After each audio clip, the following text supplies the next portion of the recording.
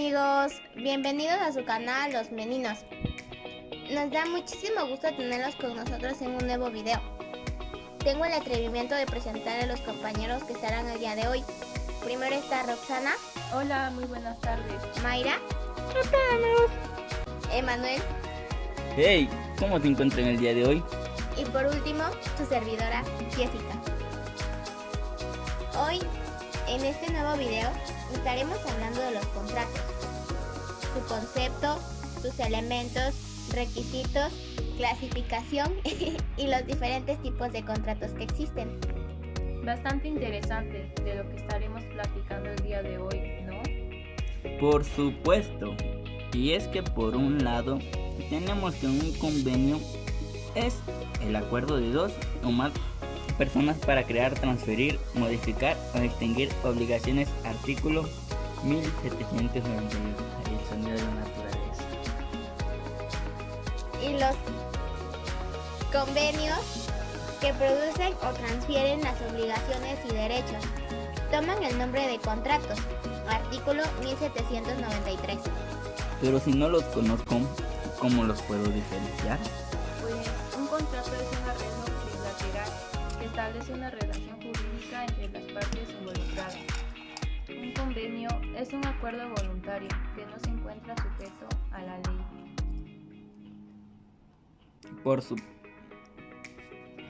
Siempre puede existir un convenio sin haber contrato. Pero para que se lleve a cabo un contrato siempre debe haber un convenio. ¿Qué elementos necesitan los contratos?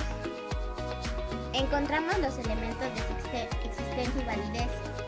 Para la existencia de cualquier contrato deben cumplirse los siguientes elementos. Sin ellos, un acto jurídico no puede ser iniciado. Consentimiento, que corresponde a la voluntariedad en un contrato de forma consensual por parte de ambos lados. Es la base de cualquier actividad jurídica donde una parte decide ofertar una propuesta y la otra aceptarla bajo una serie de condiciones previamente acordadas. 2. Objeto, que se refiere literalmente al bien, entidad u objeto físico sobre el cual se elabora un contrato. Con el objeto, esto suele suceder en los bienes raíces, donde se acuerdan tratos por propiedades que aún no están construidas, pero se da fe de que lo estarán en un futuro. 3. Solemnidad. Son requisitos obligatorios por la ley para la consecución de ciertos actos jurídicos. Normalmente, el registro de documentos en entes oficiales del Estado. Un ejemplo de actos con solemnidad son los matrimonios y divorcios. Aunque conformado, un acto jurídico necesita de los elementos de validez para ser considerado oficial, de lo contrario será nulo. Aquí tenemos la capacidad, que son ciertas condiciones, son requisitos en muchos casos para diferentes eventos legales, como la compraventa de inmuebles o matrimonios. Las capacidades son estas condiciones o requisitos administrativos, como puede ser la mayoría de edad. 2. Ausencia de vicios de voluntad. La validez de un acto jurídico requiere de la voluntad o el consentimiento de la persona. Sin embargo, esta no puede ser influenciada por fuentes externas como estafas, amenazas de violencia, chantajes o incapacidades de la persona, minusvalía, lesiones, discapacidad mental. 3. Formalidad. Como pasa con la capacidad, el ejercicio jurídico requiere de ciertas normas y formalidades que acreditan como legal o no un documento, sea este un contrato, acto de matrimonio, de defunción o un testamento. Y por último, la licitud, la cual dice que un acto jurídico solo puede ser válido si las condiciones que establece cumplen con las leyes donde se supone será ejecutado. Dicho de otra forma, un contrato solo tendrá validez si lo escrito en él no atenta contra la ley. Ahora analizaremos la clasificación de los contratos. Esperemos con los contratos nominados o típicos e innominados o anticípicos. Tenemos en primer lugar el contrato nominado o típico. Es el que está regulado en el Código Civil o en otras leyes. Ejemplo, contrato de depósito en cuenta de cheque, de apertura de crédito, fianza, etc. Contrato innominados es el que, teniendo o no una denominación especial, carece de una reglamentación particular y especificada. Son aquellos que no vamos a encontrar en ninguna ley.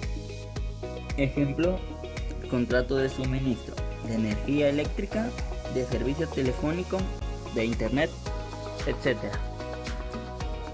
No vamos a encontrar en ninguna ley específicamente que se refiera a ellos, pero nos vamos al Código Civil, a las reglas generales de los contratos, y podemos encontrar en un artículo que nos establece que cuando hay un contrato específicamente regulado por una ley, entonces se le van a aplicar las reglas generales de los contratos establecidos en el Código Civil. Siguiente clasificación de contratos unilaterales y bilaterales. A lo mejor las palabras están dando cuenta una idea, pero veremos si es la idea que tiene es correcta. Si recuerdan, el concepto de contratos es el acuerdo de dos o más voluntades para crear o transformar derechos y obligaciones. Entonces, la reflexión que ustedes podrían haber hecho respecto a los contratos unilaterales es que forzosamente todo contrato requiere por lo menos de dos voluntades. Entonces, ¿cuáles serán los contratos unilaterales? Es el que más obligaciones para una sola parte sin que la otra asuma obligación alguna. Un claro ejemplo sería la donación en el que el donante entrega una cantidad de dinero, o puede ser un bien inmueble pero lo entrega al donatario y el donatario no tiene obligación alguna. Y los contratos bilaterales es en el que hacen hacer obligaciones recíprocas para las partes que lo intervienen. Por ejemplo, la compra-venta. Los arrendamientos, la mayoría son contratos bilaterales en el que surgen derechos y obligaciones para ambas partes. Otras de las clasificaciones son contratos gratuitos y onerosos. No se tienen que confundir con lo anterior de lo que acabamos de ver, es decir, los contratos unilaterales y bilaterales.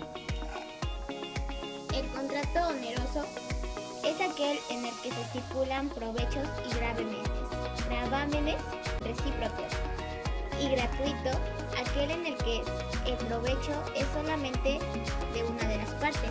Artículo 1439. Entiéndese por gravámenes ciertas cargas. Por ejemplo, el contrato unilateral por excelencia es la donación, porque el donatario no tiene ninguna obligación por aceptar el regalo que se le está haciendo. Regularmente es gratuito, pues no se establece de alguna carga y ningún gravamen para el donatario. También puede ser oneroso el contrato de donación, que él imponga alguna carga, es decir, te doy mi casa a cambio de que estoy consciente de piano en favor de determinada institución denominada asociación civil. Entonces, ya ahí la donación sigue siendo unilateral, pero ya no es gratuita, porque le están poniendo una carga, un gravamen a una de las partes si es gratuito, aunque el provecho es el mismo, la mente de una de las partes. De acuerdo con el artículo 1731, el contrato oneroso es aquel en el que se estipula provechos y gravámenes recíprocas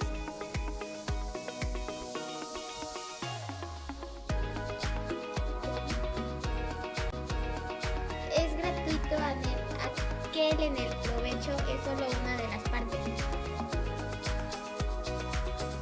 De acuerdo con estos contratos surge una clasificación, los siguientes contratos: conmutativos y aleatorios.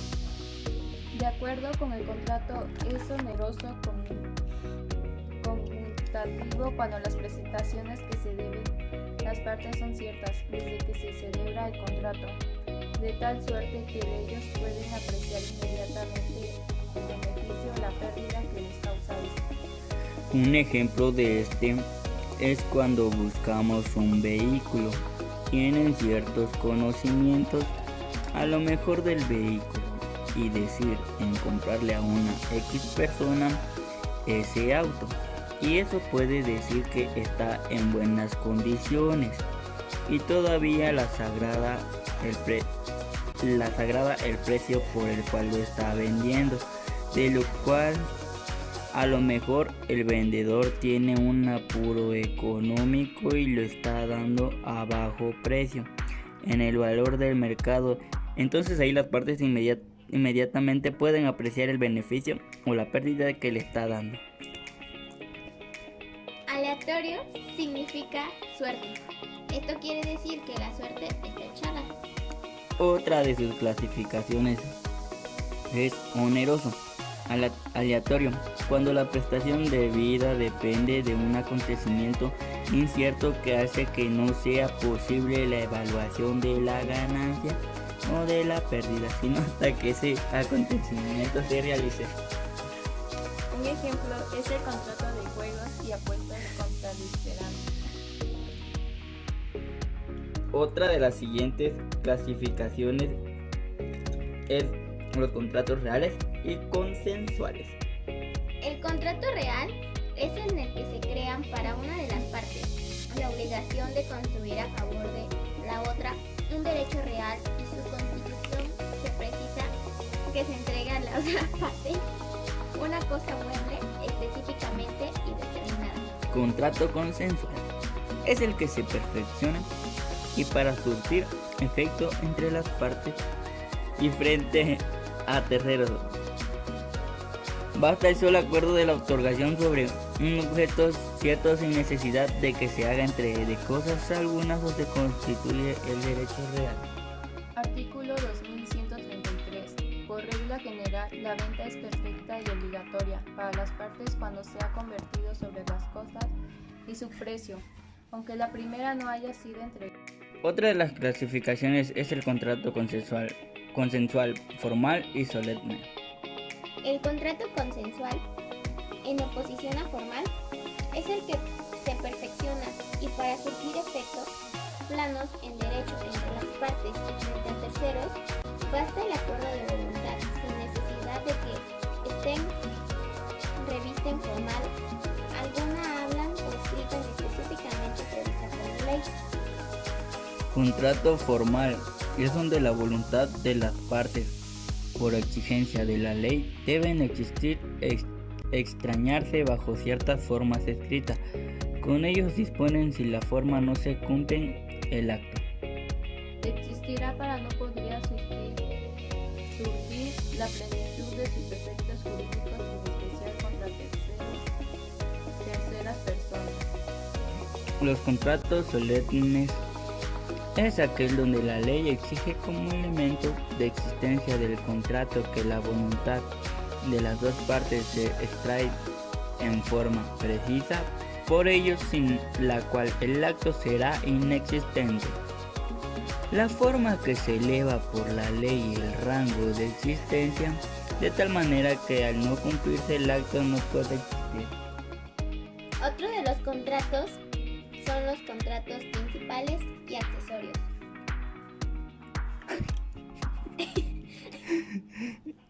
El contrato principal es aquel que tiene vida propia independiente para su validez y cumplimiento. Él basta con su sola existencia, ejemplo, compraventa, arrendamiento. Contrato accesorio es el que tiene vida y existe en la razón mediante, que sirve para garantizar el cumplimiento de una deuda de un contrato principal hecho Ejemplo, prenda, hipoteca y fianza.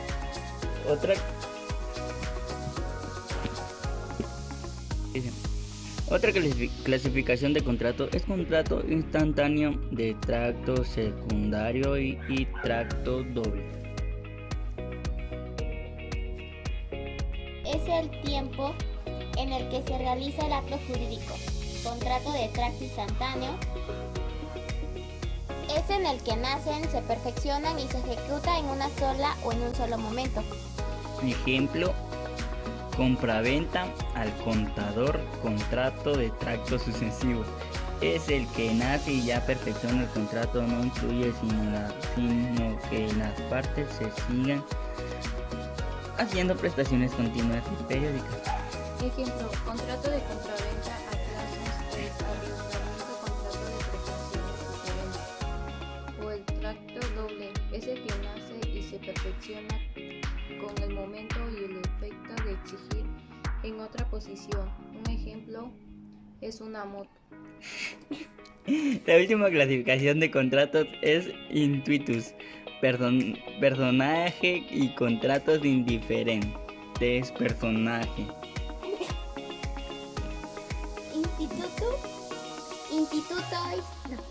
Intuitus personae, que proviene del latín y significa atención a la persona, que se celebra en atención a la buena o mala cualidad de una persona.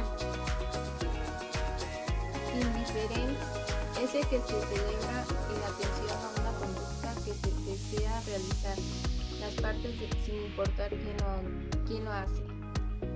Con quien la realice, contrato de transmisión de domicilio comprobante, es el contrato por el que una persona llamada vendedor es obligado a transferir a otro llamado comprador la propiedad de una casa o de un derecho, y éste a su vez se obliga a pagar por ello un precio cierto de dinero. Artículo 2248 del Código Civil. Elementos de la compraventa son tres: el consentimiento de la parte y la cosa material del contrato, y el precio permuta es el contrato por el cual cada uno de los contratantes es obligado a dar una cosa a cambio de otro artículo. Artículo 2327 del Código Civil. Donación es el contrato por el que una persona transfiere a otro gratuitamente. Artículo 2333 del Código Civil. Contratos de transmisión de uso comodato. Es un contrato por el cual uno de los contratantes se obliga a conservar gratuitamente el uso de una cosa no sin ser, y el otro contratante la obliga a restituirla individualmente. Artículo 2497 del Código Civil. Bueno amigos, ahora continuaremos con los contratos de custodia. Y para eso Jessie y Rox les dirán qué es. Claro, los elementos de custodia, los contratos de custodia, es donde se deposita y se obligan al depositante a recibir una cosa, mueble o inmueble, que aquel le confía, y a guardarla para restituirla cuando la pida el depositante. Sí, bueno, en otras palabras, la ley ordena que sea un contrato regulado por sus normas, en el que se crean derechos y obligaciones, donde el depositario tiene la custodia de un bien mueble o inmueble para tenerlo y cuidarlo, como si fuera propio, y deberá regresarlo cuando se le solicite el que se lo dio en su custodia. Amigos, entonces esto quiere decir que el depositario está obligado a conservar la cosa, objeto del depósito según la reciba, y la devolverá cuando el depositante se lo pida, aunque al constituirse el depósito se hubiere fijado plazo y este no hubiera llegado. ¿Puede dar un depósito quien puede contratar? La incapacidad de uno de los contratantes no exime al otro de las obligaciones a que están sujetos el que deposita y el depositario. También es incapaz que acepte el depósito, no puede, si se declara nulo al contrato, eximirse a restituir el bien depositado. Obvio, la incapacidad del depositario no le exime del pago de los daños y perjuicios que haya causado al depositante, si mala fe. Amigas, ¿alguna de ustedes se saben las cláusulas del contrato? Sí, bueno, yo me sé unas y estas son: se fijará la retribución que obtendrá el depositario. Si el depósito es gratuito, así se deberá pactar. El depositario no puede usar el bien depositado ni aprovecharse de él. Yo también les diré algo más. Por otro lado, el depositante con posterioridad a la celebración del depósito autoriza el depósito por escrito para servirse del bien depositado.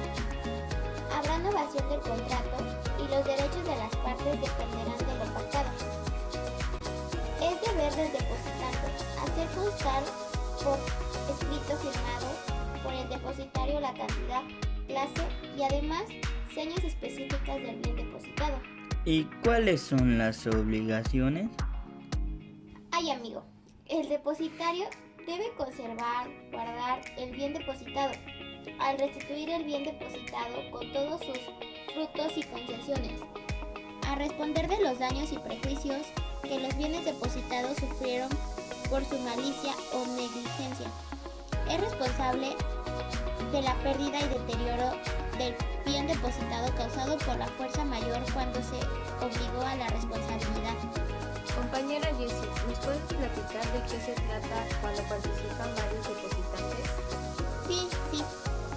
Siendo varios los que se den un solo bien o cantidad en depósito, no podrá el depositario entregarlo, sino previo el consentimiento de la mayoría de los depositantes, computado por cantidades y no por personas. A no ser que al constituirse el depósito se haya convenido que la entrega del bien se haga a cualquier de los depositantes. El depositario entregará a cada depositante por parte del bien, si se señaló a lo que cada uno le correspondía. Ahora, Jessie, les dirá sobre la entrega del bien. Más que nada, el depósito se entregará en el lugar convenido. Los gastos de la entrega serán por cuenta del depositante. Deben restituir el bien depositado en cualquier tiempo en el que lo reclame del depositante. Debe el depositante pagar al depositario lo pactado por el tiempo convenido. No está obligado a entregar el bien cuando judicialmente se haya mandado a retener o embargar. Cuando no se haya estipulado el plazo del depósito, puede devolverse en cualquier momento. Amigos, ahora pasaremos al otro tema, ya que todo lo que les estamos diciendo y los que vienen son muy importantes. Comenzamos con mi compañero Daniel, donde él nos dirá qué son los contratos de prestación de servicios. Los contratos de prestación de servicios son aquellos que fueron creados para regular nuestras relaciones en cuanto prestamos un servicio o una actividad en beneficio de un tercero. Es decir, cada vez que se nos deja algo en depósito, llevamos a cabo una obra, transportamos algo, realizamos alguna actividad por mandato, llevamos a cabo alguna actividad de nuestro carácter de profesionistas, o damos o nos den hospedaje. Estaremos en presencia de una actividad que debe ser regulada conforme al derecho y por lo tanto deberá ser encuadrada dentro de alguno de los contratos de prestación de servicios. Esta prestación de servicios no tiene nada que ver con el derecho laboral, en donde se regula la relación de un empleado y patrón. Nosotros nos ocuparemos de una actividad distinta, como ya está mencionado. La prestación de servicios tendrá una remuneración, pues nuestra constitución política determina en el artículo 5 que a ninguna persona podrá impedirse que se dedique a la profesión, industria, comercio o trabajo que le acomode siendo lícitos. Nadie podrá ser obligado a prestar trabajos personales sin la justa retribución y sin pleno consentimiento. Sí, amigos, esto quiere decir que solamente nos ocuparemos de los contratos de depósito y supuesto, en una segunda parte del contrato de mandato. Sin embargo, esto no termina aquí. Ahora pasaremos al otro tema, que mi compañera Mayra nos va a platicar un poco de qué son los contratos de gestión colectiva. Los contratos de gestión colectiva son aquellos contratos donde dos o más personas físicas se constituyen para obtener un fin común, ya sea económico o sin fines de lucro. Continuamos con el siguiente contrato, que es el contrato de garantía. Pero antes de ello, debemos de tener en claro del artículo 1437 del Código Civil que el contrato es el convenio que crea o transfiere obligaciones y derechos. Pero, ¿qué es un contrato en garantía? De garantía, perdón. Los contratos de garantía son aquellos contratos accesorios que se suscriben para asegurar el cumplimiento de un contrato principal.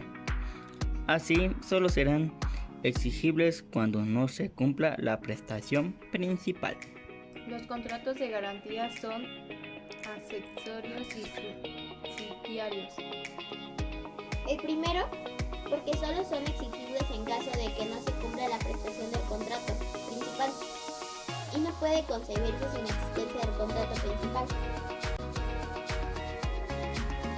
Lo segundo, esto es la subsidiariedad, significa que el obligado en el contrato de garantía solo lo hace en caso de que el deudor del contrato principal no cumpla su obligación.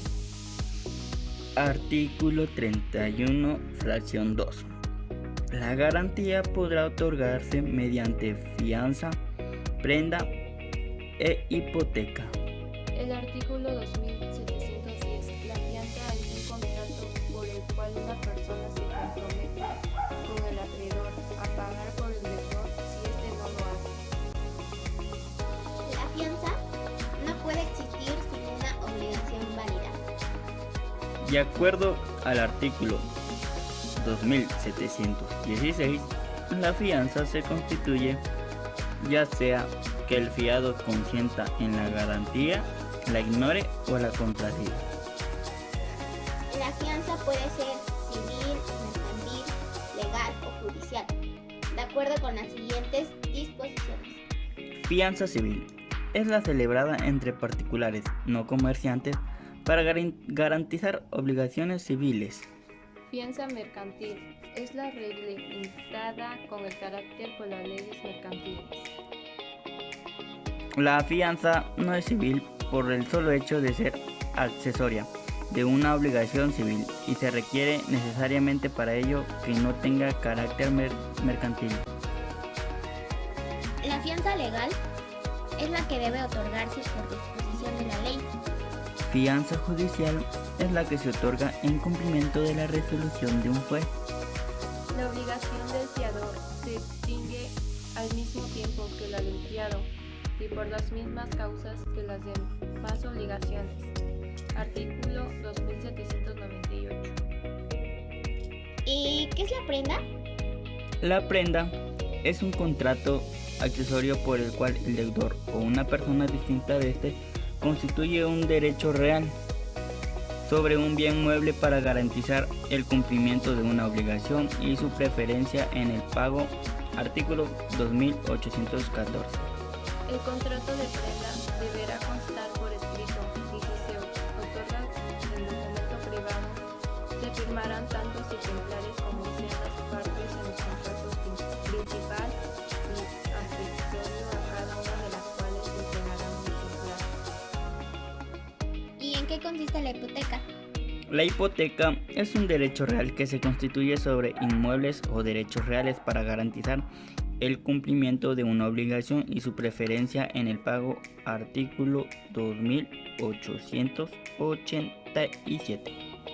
Los bienes hipotecados quedan sujetos al gravamen de impuesto que pasen de poder de tercero. La hipoteca solo puede recaer sobre bienes especialmente determinados.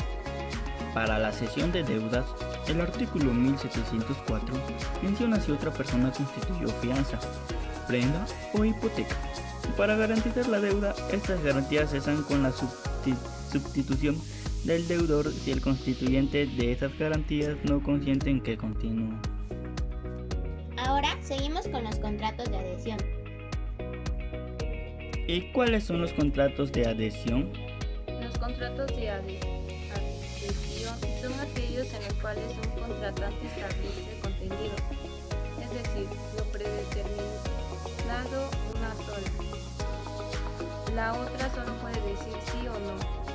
El contrato tipo hecho por una sola de las partes se identifica con el contrato por adhesión. Un ejemplo claro de contrato de adhesión son los conocidos popularmente como contratos de suministro de servicios públicos como el agua, la luz y la telefonía. Pero no son los únicos. También responden a ese tipo de contratos la mayoría de los seguros y bancos. Es decir, es uno de los más frecuentes, pero que menos se lee entre los consumidores.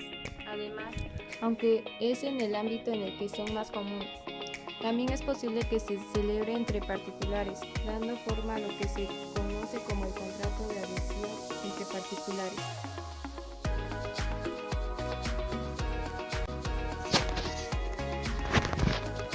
Como conclusión, que nosotros a lo largo de nuestra vida hemos hecho contratos y convenios, aunque no jurídicamente. Nos llevamos de aprendizaje que existen varios tipos de contratos y que estos los puedes hacer como tú quieras, pero obviamente sin faltar a los demás, los derechos de los demás, aplicando más nuestros conocimientos. Si no llegáramos a cumplir en un contrato, otra persona puede hacerlo por nosotros, llamada fiador, donde se compromete a pagar por nosotros. Al igual que los contratos, estos pueden ser civiles, mercantiles, legales o jurídicos. Pero como ya habíamos mencionado antes, en nuestra vida, sin saberlo, cuando contratamos un servicio, pues ahí estamos haciendo un contrato, solamente que nos tenemos que adaptar a las cláusulas del servicio.